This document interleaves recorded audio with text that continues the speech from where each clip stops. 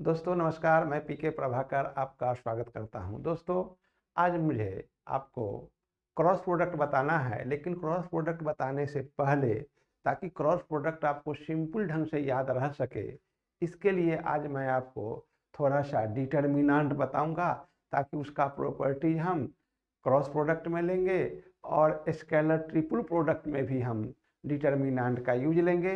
इसलिए सबसे पहले आज हम आपको डिटर्मिनेंट बताने जा रहे हैं। देखें,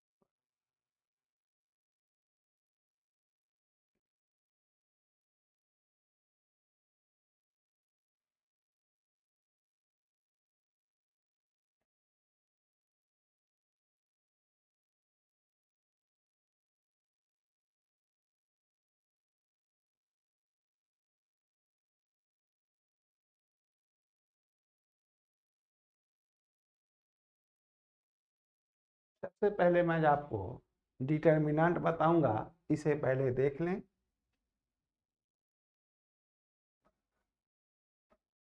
ए B C D is known as determinant of second order, is known as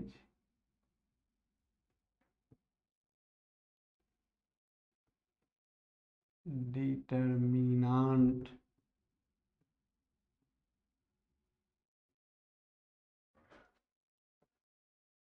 of second order.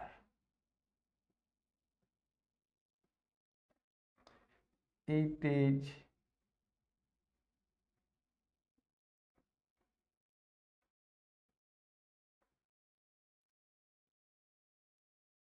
defined as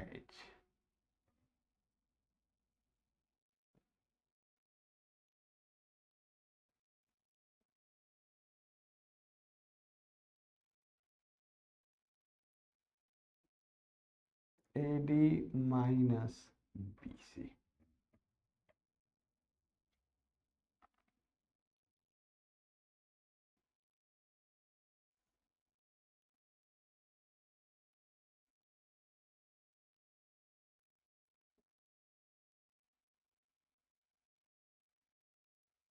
A1 B1 C1 A2 B2 C2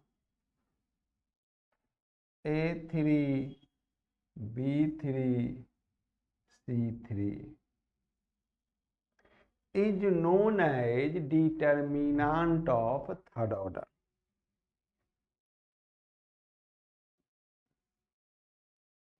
Is known as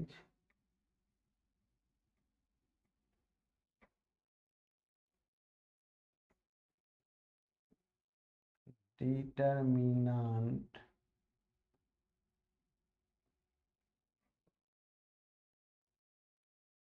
of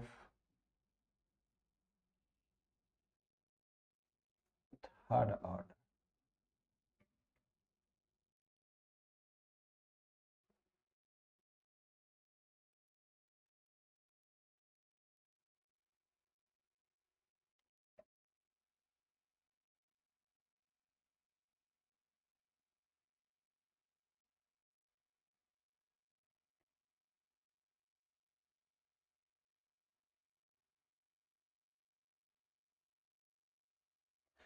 A1 is known as leading element. A1 is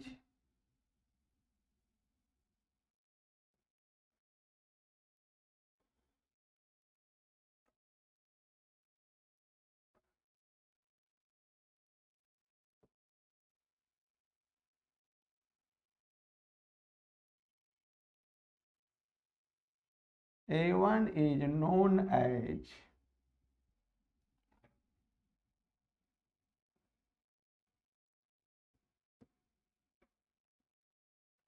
leading element.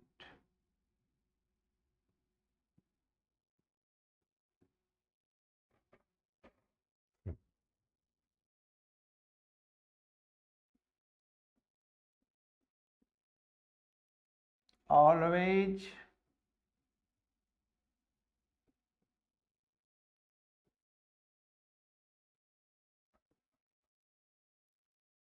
attached a positive sign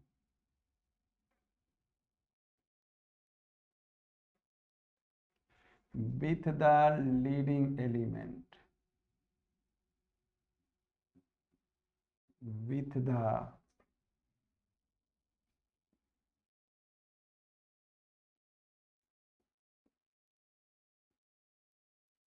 leading element. Then attached sign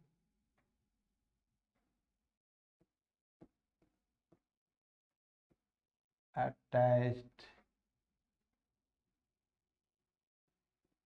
sign according to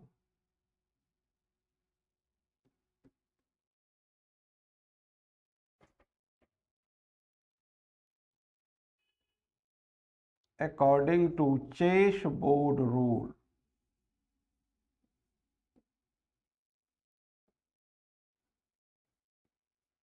देखो बंधु, आप सब लोग शतरंज खेले होंगे, तो शतरंज में घर जो रहता है black white black white black white, तो ठीक उसी प्रकार सबसे पहले हमें लीडिंग एलिमेंट के साथ पॉजिटिव चिन्ह देना है। देखिए, जैसे मैंने आपको कहा A1 B1 C1 A2 B2 C2 A3 B3 C3। तो बंधु, सबसे पहले लीडिंग एलिमेंट के साथ आपको क्या करना है कि पॉजिटिव साइन देना है। तो पॉजिटिव देंगे, उसके बाद निगेटिव, उसके बाद पॉजिटिव। जैसे कि शतरंज में उजला काला, ठीक उसी प्रकार plus minus plus minus plus minus plus minus plus chess board rule के अनुसार चिन्ह देना है।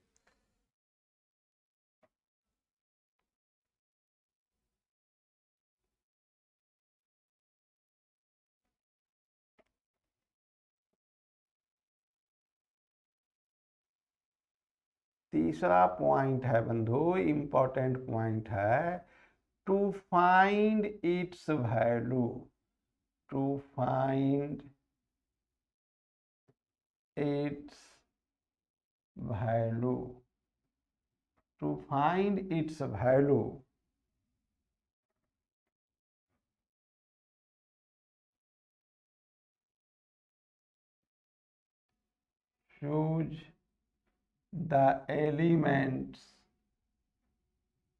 choose the elements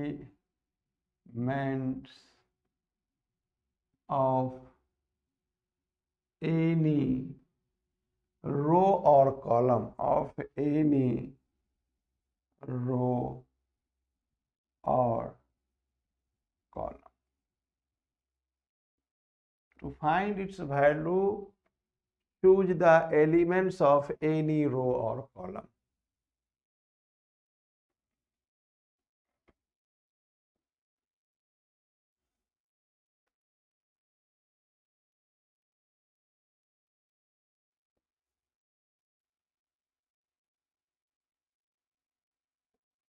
Row or column, and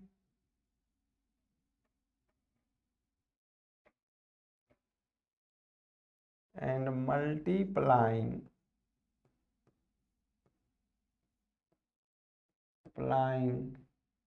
them by their minors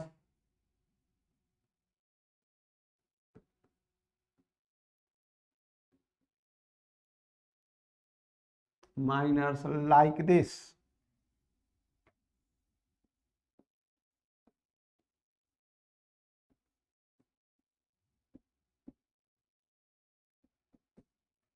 देखो बंधु, सबसे पहले हम लोग कोई भी एक रो और कॉलम चुनेंगे। लकीर के फकीर नहीं बनना है कि हम पहला रो चुने या दूसरा, कोई रो या कोई भी कॉलम जो आप चाहते हैं चुने। सुविधा के लिए हम लोग जनरली फर्स्ट रो ही चुनेंगे।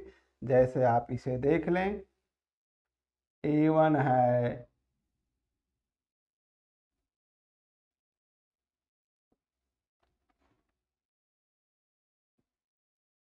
B1 है, C1 है, A2 है, B2 है, C2 है, A3 है, B3 है, C3 है। तो सबसे पहले मैंने आपको कहा कि आप कोई एक रो और कॉलम चुनिए। तो मैंने अगर फर्स्ट रो चुना है तो हम लोग लीडिंग एलिमेंट को तो हमेशा पॉजिटिव साइन देना है।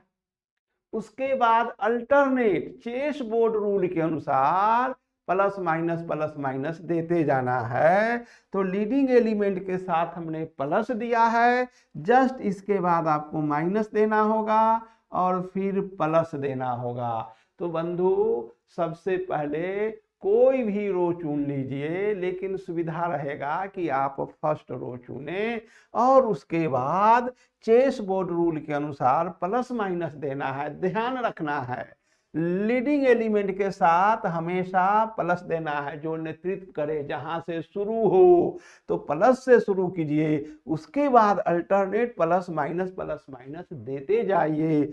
अब देखिए, हमने पहले चुना है +1 A1। अब इसके बाद जो है, जो इसको आमने सामने को कैंसिल कीजिए। हम बार बार बच्चे से कहते हैं ऑफलाइन पढ़ाने में कि जो हमसे टकराएगा चूर चूर हो जाएगा। तो आमने और सामने को, जो भी सामने जाएगा उसको चकनाचूर कर दीजिए और जो बचेगा उसे लिख डालिए। तो बच गया B2 C2 और बच गया B3 C3। अब देखिए, हमने पहला रो चुना है तो लीडिंग एलिमेंट के साथ प्लस दिए हैं। अब हम माइनस देंगे, B1 है, हमसे जो टकराएगा चूर चूर हो जाएगा। तो आमने सामने को चूर चूर कर दीजिए, इसको चूर कर दीजिए, इसको चकनाचूर कर दीजिए और जो बचेगा A2 C2 उसे आप लिखें A2 C2 A3 C3 A3 C3। देखो बंधु, प्लस माइनस, फिर अब प्लस है तो हम लिखेंगे +C1। फिर देख लीजिए, हमसे जो टकराएगा चूर चूर हो जाएगा, इसके आमने सामने को चकनाचूर कर दीजिए। बचेगा A2 B2 A3 B3 A2 B2 A2 B2 A3 B3। तो जो बचेगा उसे आप लिख दें। अब देखें, खूब गौर से देखें,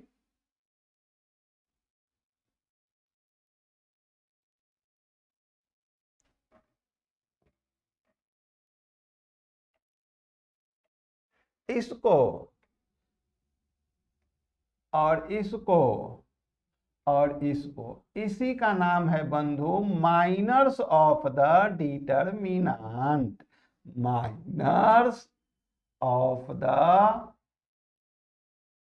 डिटरमिनेंट।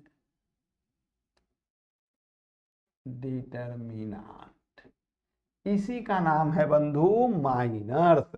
तो हम लोग पहला रो चुने हैं और लीडिंग एलिमेंट के साथ प्लस दिए हैं और इसके आमने सामने को चकनाचूर किए हैं। तो A1 का माइनस कहलाता है determinant B2 C2B3C3 is known as minors of the element A।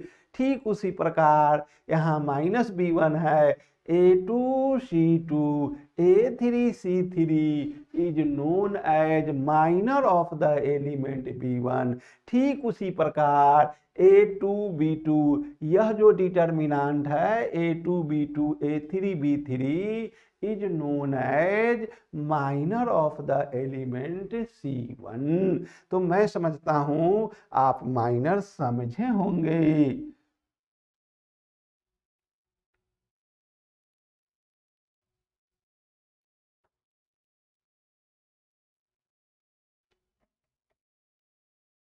अब देखो बंधु, मैंने आपको माइनर तो समझा दिया है, तो A1 है और इसका वैल्यू निकालना सिखाया है। पहले प्रिंसिपल डायगोनल को गुना करते हैं। ये B2C3 जो है वह प्रिंसिपल डायगोनल कहलाता है, तो हम इसे लिखेंगे B2C3 और माइनस, जब डायरेक्शन बदलेंगे तो माइनस देंगे B3C2। फिर से देख लीजिए, B2C3 डायरेक्शन बदलेंगे -C2B3। फिर से देखेंगे -B1 बंधु।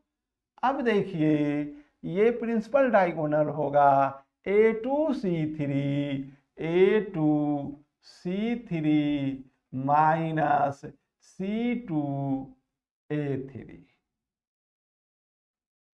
प्लस C1 है तो प्लस C1 लिखेंगे और ये लिखेंगे प्रिंसिपल डायगोनल होगा A2B3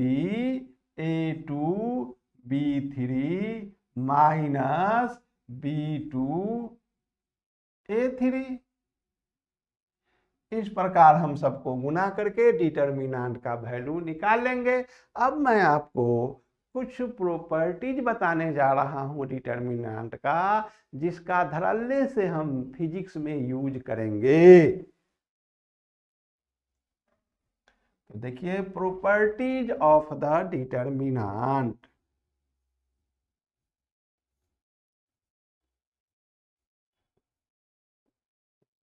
Properties of the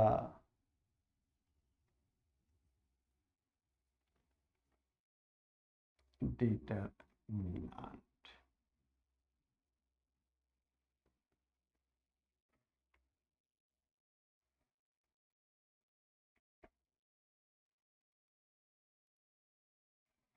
देखो बंधु, मैं तो अभी काफी डिटेल में नहीं जाऊंगा, क्योंकि मुझे फिजिक्स के लिए ही अभी डिटर्मिनेंट पढ़ाना है। तो प्रॉपर्टी नंबर 1 देखें, if rows are changed into column,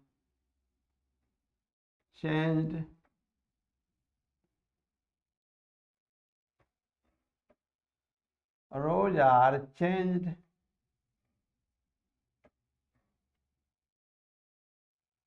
into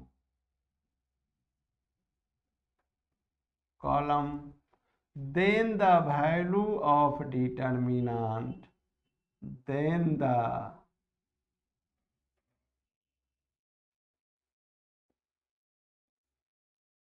value of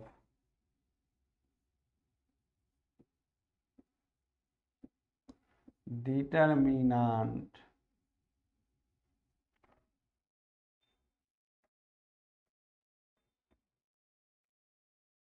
does not change।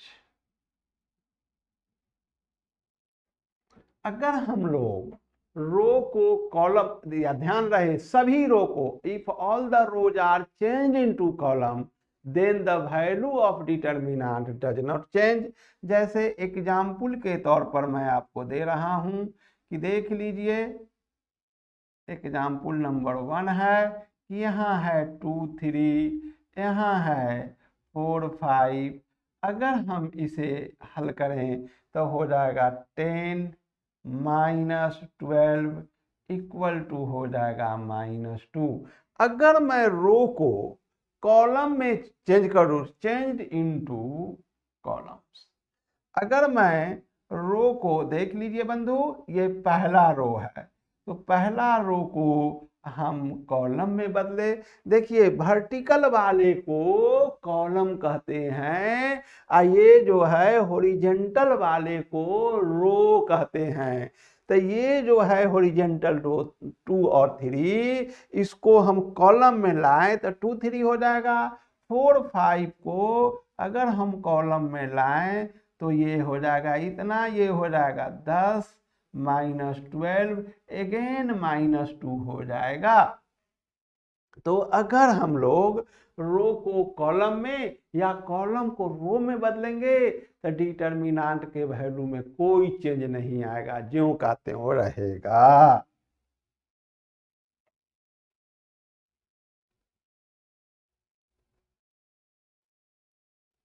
अब मैं आपको प्रॉपर्टी नंबर दूसरा बता रहा हूं, ध्यान से देख लें। इफ टू रोज और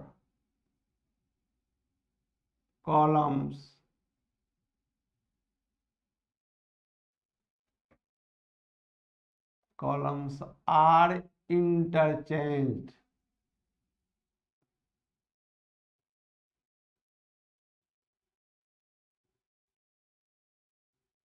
are interchanged, then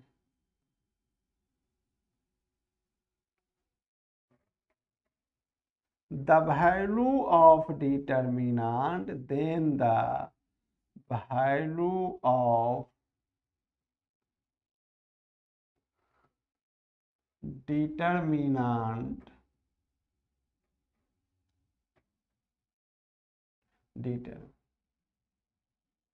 then the value of determinant acquires a negative sign, acquires a negative sign।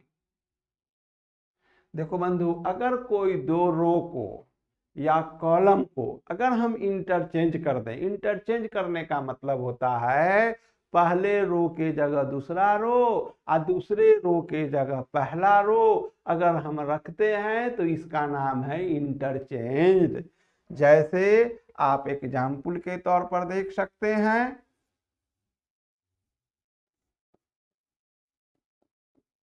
मान लीजिए बंधु ये है 2 3 4 5, तो मैं आपको एक ही एग्जाम्पल सिंपलिसिटी के लिए ले रहा हूं, तो हो जाएगा 10 -12 इक्वल टू -2।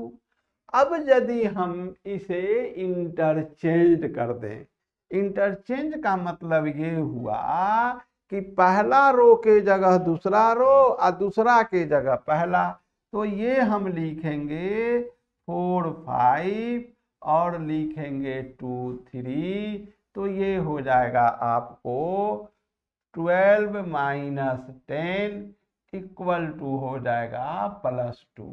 तो देखो बंधु ये माइनस से +2 हो गया अगर हमने दो रो को इंटरचेंज किया तो डिटर्मिनेंट एक निगेटिव साइन एक्वायर किया, क्योंकि माइनस से प्लस हो गया फिर प्लस से माइनस हो जाएगा।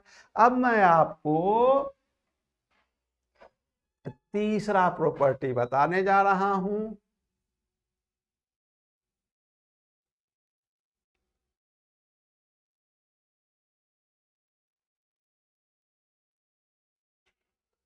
अब आप तीसरा प्रॉपर्टी देखिए, और मुझे फिजिक्स में यही 3 प्रॉपर्टी का यूज होगा। मैथ में ज़्यादा प्रॉपर्टी का यूज होता है, लेकिन मैं यही 3 प्रॉपर्टी आपको फिजिक्स के पॉइंट ऑफ व्यू से बताऊंगा। तो तीसरा प्रॉपर्टीज है if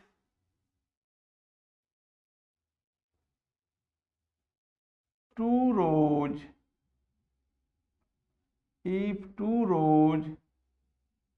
or columns are identical,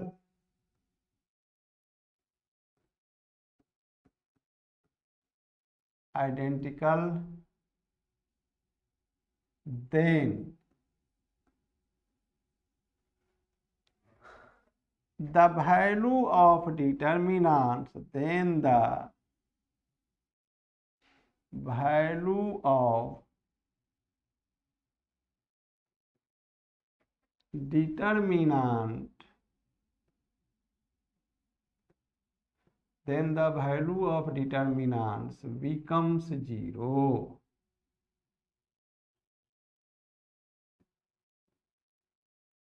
Then the value of determinants becomes 0. तो देखो बंधु, एग्जाम्पल के तौर पर देख लो।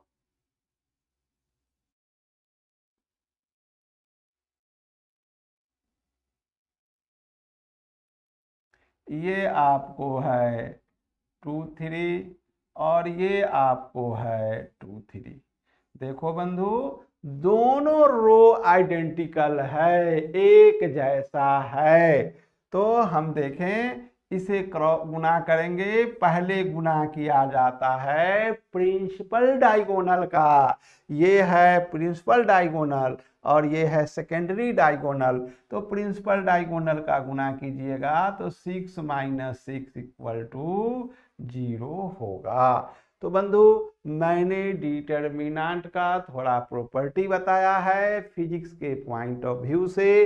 अब मैं आपको आगे बता रहा हूं, जरा इसे गौर से आप देखें।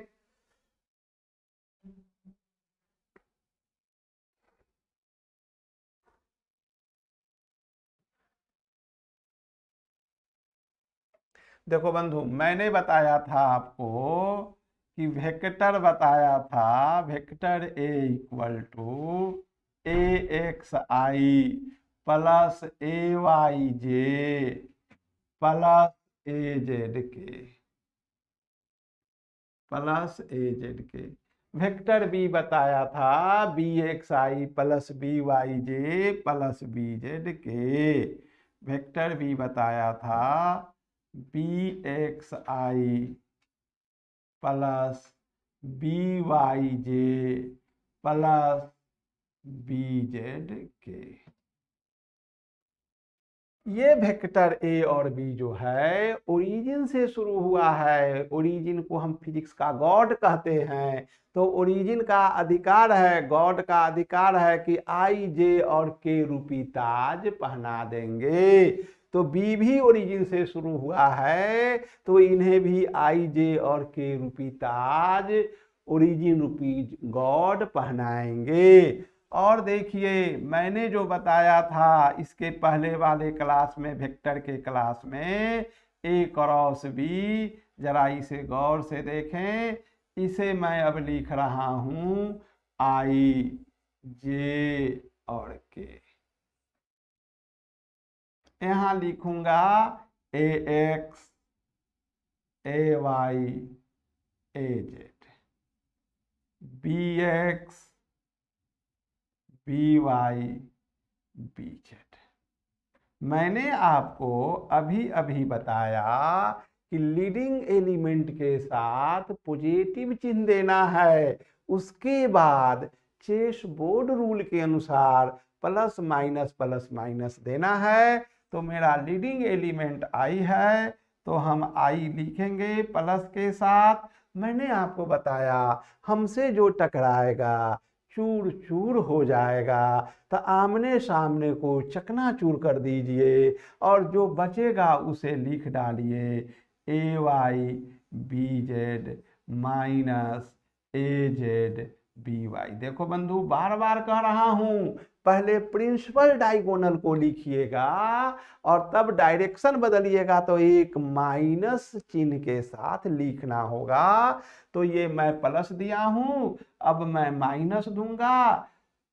देखो बंधु, लीडिंग एलिमेंट के साथ हमेशा प्लस देना है, उसके बाद चेस बोर्ड रूल के अनुसार प्लस माइनस प्लस देना है।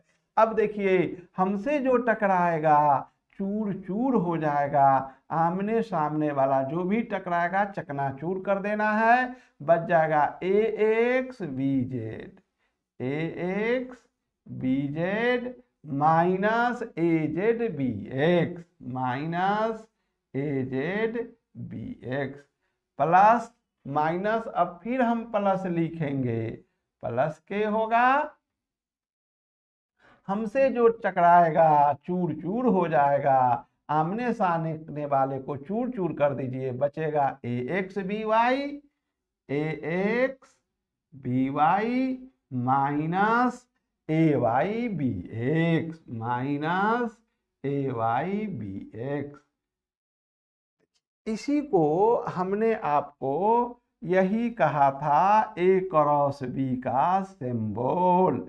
इसके पहले वाले क्लास में इसी को हमने कहा था कि 40 बार 50 बार कलम को उठाना पटकना पड़ता है, तो इसी का नाम है ए क्रॉस बी। यहाँ तक हम आपको पढ़ाए थे। एक्चुअली क्लास शुरू होगा आज यहाँ के बाद से।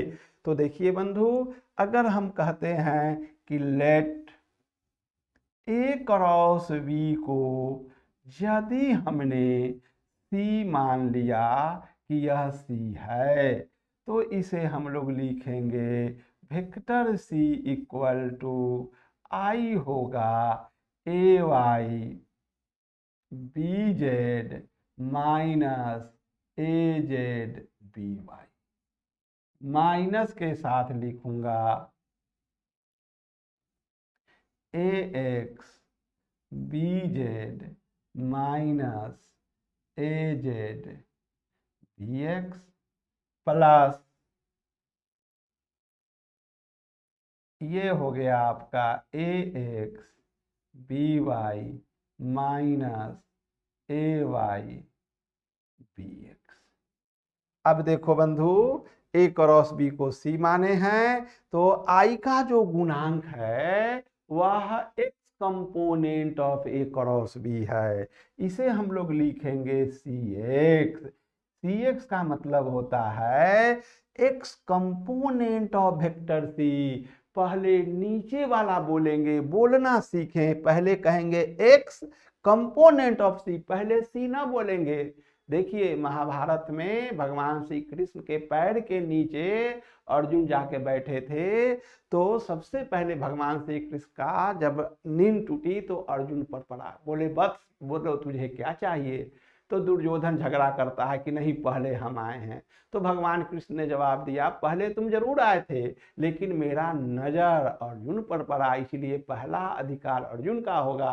क्योंकि अर्जुन पैर के नीचे बैठा हुआ था। देखो बंधु, नीचे एक्स है, यही एक्स इंपॉर्टेंट है, यही अर्जुन है, तो इसे न भूलना। X component of vector C, और इसे हम लोग लिखेंगे A Y B Z minus A Z B Y. ठीक उसी प्रकार देखो, y component of vector C, y important है, तो ये हो जाएगा आपको, इसको माइनस से गुना कर दें हम लोग यहाँ पर, तो A Z B X minus A X B Z होगा। Z component of vector C A X B Y minus A Y B X. इसे मैं कह रहा हूं आपको order number 1। The equation 1 is known as rectangular component of vector A cross B. तो ध्यान से देखिए,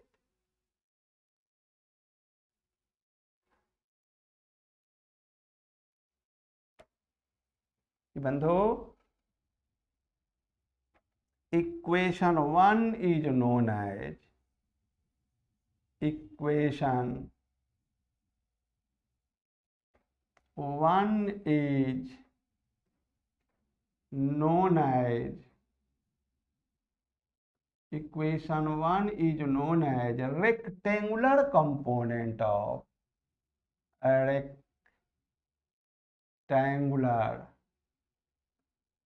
rectangular component of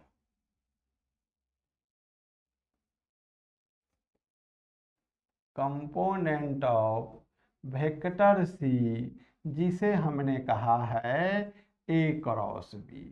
तो इसी को हम कहते हैं रेक्टेंगुलर कंपोनेंट। देखो बंधु, मैंने बार बार बताया है फिजिक्स का गॉड ओरिजिन होता है। तो मैंने आपसे कहा कि देख लीजिए, ये ओरिजिन है, ये है वेक्टर ए, तो ये ही गॉड होता है, फिजिक्स का गॉड ओरिजिन होता है। और ये है वेक्टर बी, और ये ही है दोनों वेक्टर के बीच का एंगल अल्फा। अब मैं आपको बता रहा हूँ, ये रेक्टेंगुलर कंपोनेंट था, ये वेक्टर बी था, इसका कंपोनेंट था A X, A Y, A Z. इसका कंपोनेंट था B X, B Y, B Z. मैंने आपसे कहा गॉड का अधिकार है कि वह ओरिजिन से शुरू हुआ है गॉड से, तो इसे ताज पहना देंगे ए x I, A Y J plus A Z के। ठीक बी भी ओरिजिन से चला है, तो गॉड रूपी ओरिजिन इन्हें भी ताज पहनाएंगे बी एक्स आई प्लस बी वाई जे प्लस बी जेड के। अब देखिए बंधु, मैंने ए क्रॉस बी का कंपोनेंट निकाला है। मैं अगर आपसे कहूं कि आप जरा बताइए ए डॉट सी क्या होगा, तो मैंने डॉट प्रोडक्ट में आपको पढ़ाया है ए x C X plus A Y C Y plus A Z C Z. ये हम आपको पढ़ा चुके हैं। अब देखिए, हम इसे लिख रहे हैं ए एक्स, और सी एक्स आपको ब्लैक बोर्ड पर लिखा हुआ है A Y B Z minus A Z B Y plus A Y. देखिए सी वाई लिखा हुआ है A Z B X, A Z B X minus A X B Z plus A Z, और ये है C Z A X B Y, A X B Y minus A Y B X. अब देखो बंधु, इसे मैं लिख रहा हूं ए X A Y B Z minus A X A Z B Y. ये सिंप्लीफिकेशन है 7th क्लास के तरह, इसमें घबराने की बात नहीं है, बिल्कुल आसान है। 7वां 8वां का लड़का भी इसे हल कर लेता है। A Y A Z B X minus A Y A X B Z plus A Z A X B Y minus A Z A Y B X. अब देखिए A Z A Y B X, A Z A Y A Z A Y B X. देखिए इससे ये cancel हो गया, A Z A X B Y, A Z A X B Y. देखिए इससे ये कैंसिल हो गया, और इससे ये कैंसिल हो गया, तो ये हो गया बंधु zero. A dot C zero है, इसका मतलब है vector A is perpendicular to vector C. It means that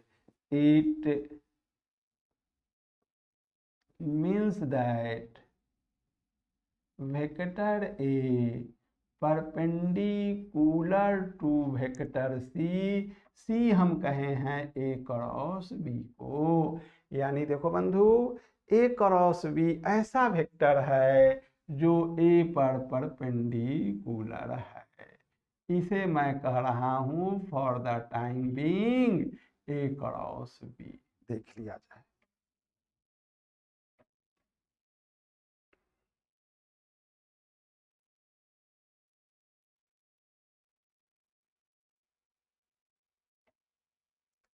अब मैं आपको बता रहा हूं, ध्यान से देखेंगे, बी डॉट सी। तो जरा इसे भी आप गौर से देख लें।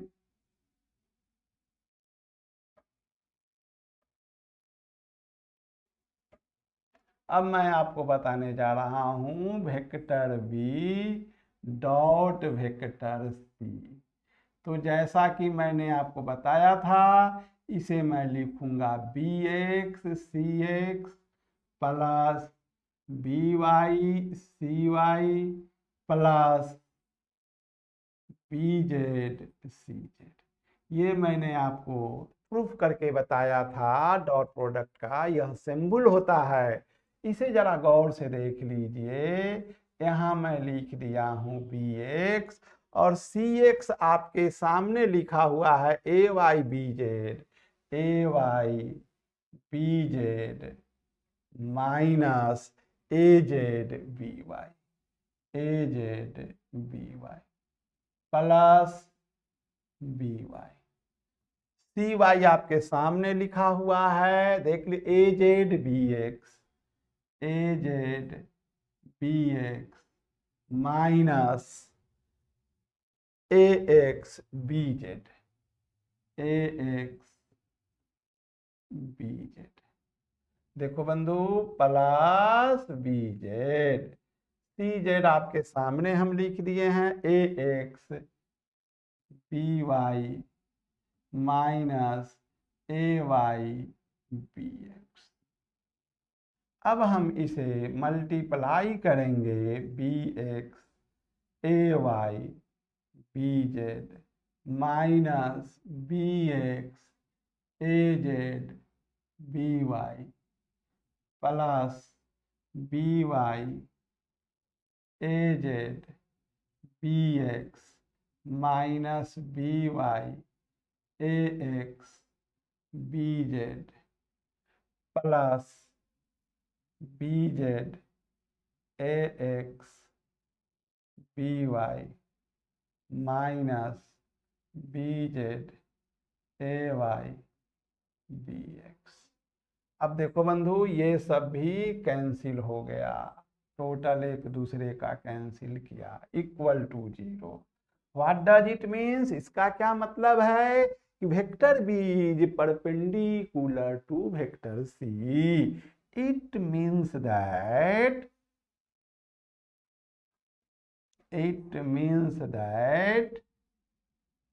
Vector B is perpendicular to C. सी कहे हैं ए क्रॉस बी को।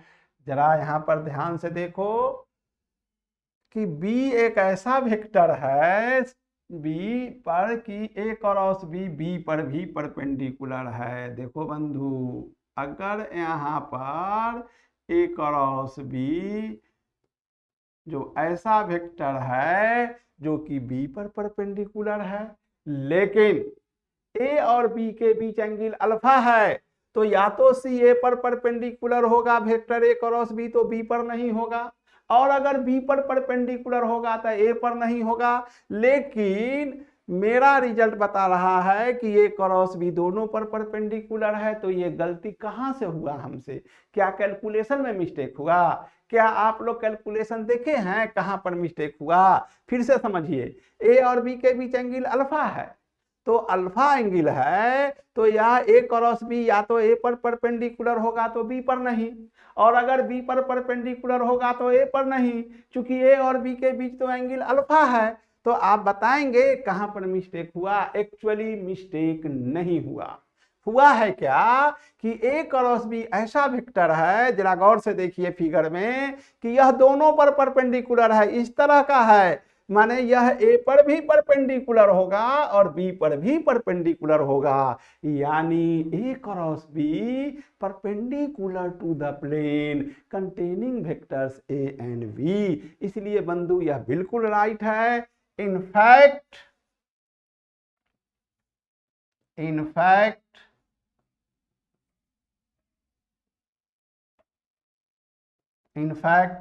ए cross B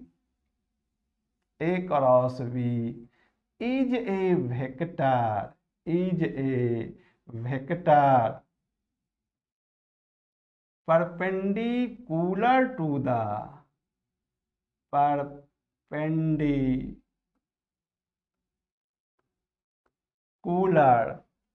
to the plane containing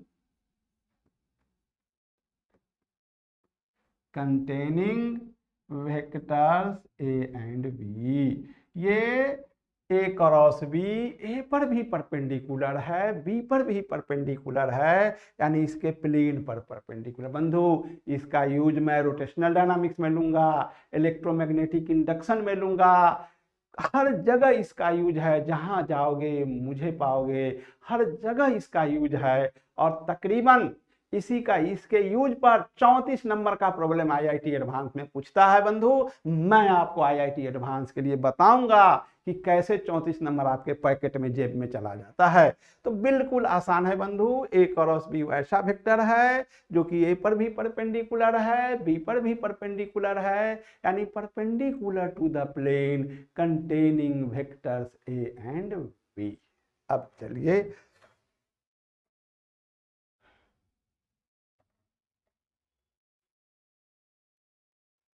अब मैं आपको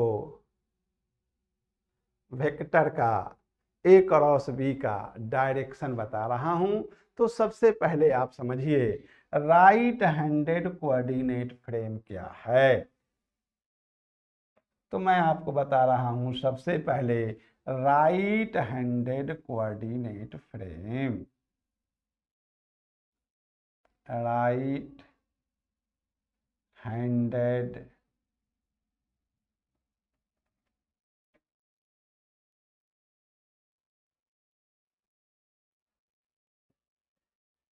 कोऑर्डिनेट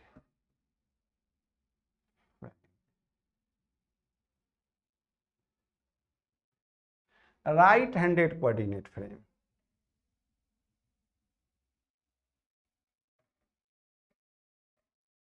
देखो बंधु, if A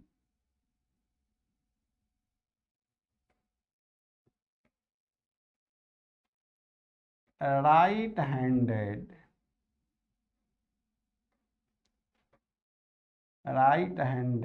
screw be placed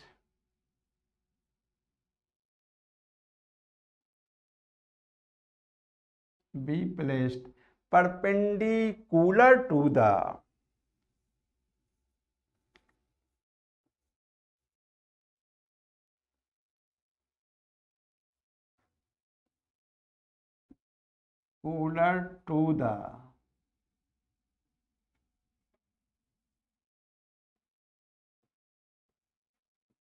xy plane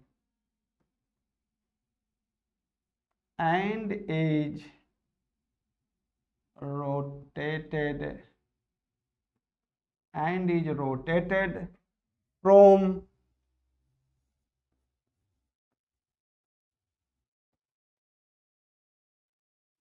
positive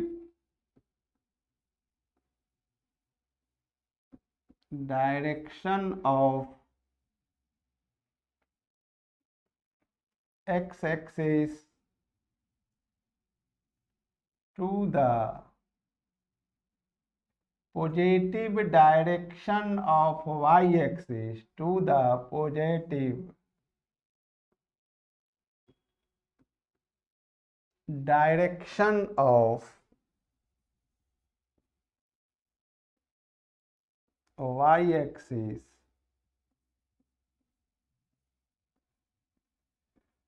through the smaller angle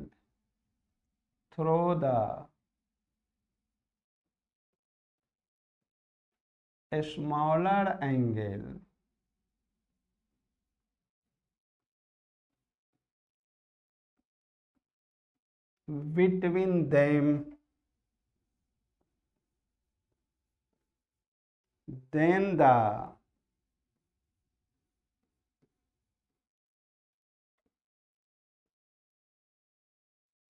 frame is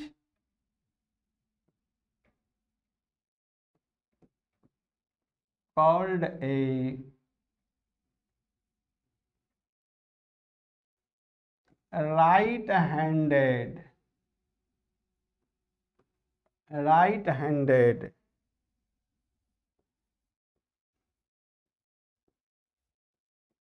coordinate frame, right-handed coordinate frame if it advance along positive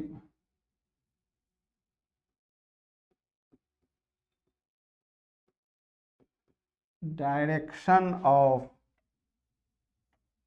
z-axis। देखो बंधु, अगर तुम offline पढ़ते तो सभी विद्यार्थी से मैं कोऑर्डिनेट फ्रेम जरूर पूछता हूं, जीभाग्र करा देता हूं, जीभ के आगे करा देता हूं, क्योंकि इसका फिजिक्स में कितना इंपॉर्टेंट है वो मैं समझता हूं। तो अगर आप ऑफलाइन रहते तो मैं मार पीट के आपसे याद करवा लेता और सुन लेता।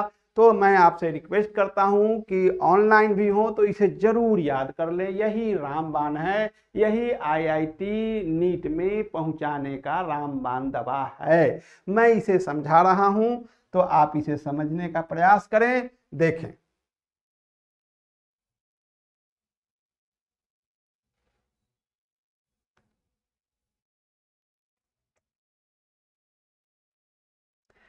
देखो बंधु, सबसे पहले ये एक्स एक्सिस है और ये आपका वाई एक्सिस है। तो मान लो कि आपका जो कलम है वो राइट हैंडेड स्क्रू है। तो इस राइट हैंडेड स्क्रू को हम कैसे रखेंगे, देखिए जरा गौर से। ये ब्लैक बोर्ड पर परपेंडिकुलर है। देखिए ऐसे अगर हम रखते तो ये परपेंडिकुलर नहीं होता, ये कुछ एंगल बनाता 60 डिग्री का, 70 डिग्री का। तो इसे हम जब भी रखेंगे तो परपेंडिकुलर रखेंगे। और दूसरी बात, इसे हम कहीं भी रख सकते हैं, लकीर के फकीर नहीं बने। हम पूरे black board X Y plane में कहीं भी रख सकते हैं, लेकिन बेस्ट चॉइस होगा कि हम ओरिजिन पर रखें, गॉड पर रखें, गॉड के सहारा लें, वैसे कहीं भी रख सकते हैं। अब जरा गौर से देखिए आप कि सबसे पहले इसे हम रखेंगे ओरिजिन पर, गॉड पर, सुविधा के लिए। और देखिए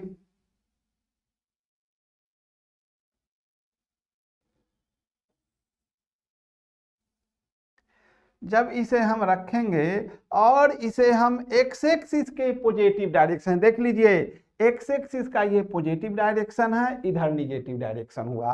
वाई एक्सिस का ऊपर पॉजिटिव हुआ, नीचे निगेटिव हुआ।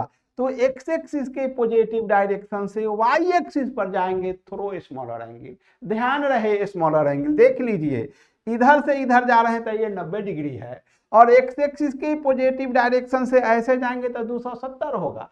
तो हमको स्मॉलर एंगल लेना है। फिर से देखिए एक्स एक्सिस के पॉजिटिव डायरेक्शन से एंटी क्लॉकवाइज में हम वाई एक्सिस पर जाएंगे तो यह 90 डिग्री का एंगल है। अगर एक्स एक्सिस के पॉजिटिव डायरेक्शन से क्लॉकवाइज में जाएंगे तो यह 270 डिग्री का एंगल होगा। हमें स्मॉलर एंगल लेना है। तो देखिए बंधु, एक्स एक्सिस के पॉजिटिव डायरेक्शन से वाई एक्सिस पर जाएंगे थ्रू स्मॉलर एंगल, ऐसे इसे घुमाएंगे तो यह आउट जाएगा। याद रखेंगे, एंटी सोशल एलिमेंट को समाज से आउट किया जाए तो जब भी इसे हम एंटी क्लॉकवाइज, घड़ी की सुई के विपरीत दिशा में ले जाएंगे तो ये आउट जाएगा। तो बंधु यही है, कलम जो है ये आपका राइट हैंडेड स्क्रू है।